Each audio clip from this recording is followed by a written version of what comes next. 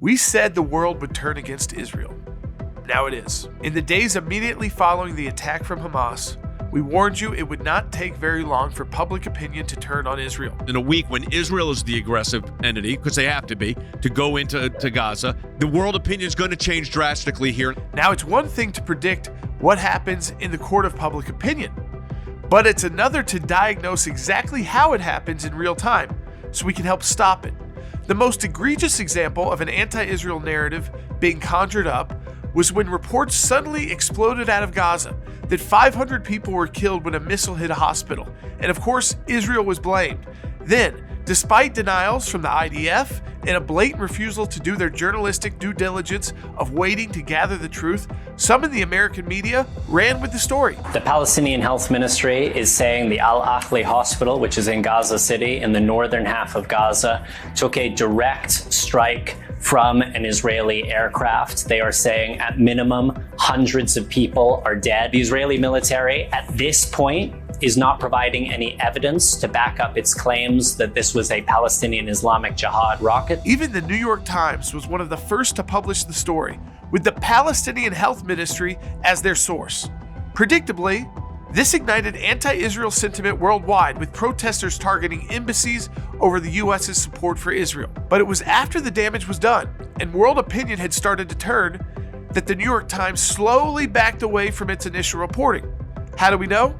Well, you can read it yourself. The initial headline read, "Israel strike kills hundreds in hospital, Palestinians say." Then it became, "At least 500 dead in strike on Gaza hospital, Palestinians say." But then it was changed again to, "At least 500 dead in blast at Gaza hospital, Palestinians say." Spot the difference? And once the video of the rocket attacks was watched, the radio call of Hamas discussing the attack was heard, and images of the hospital started to emerge, it turns out the truth is much different than what was being reported. So what is the truth? The hospital did not take a direct hit. Hundreds of people likely did not die. The rocket fragment came from a terrorist group, and Israel was not to be blamed at all. Yet, millions around the world have started changing their opinions about Israel, just as we predicted. Sadly, narratives can easily be distorted in the fog of war, sometimes with dangerous implications.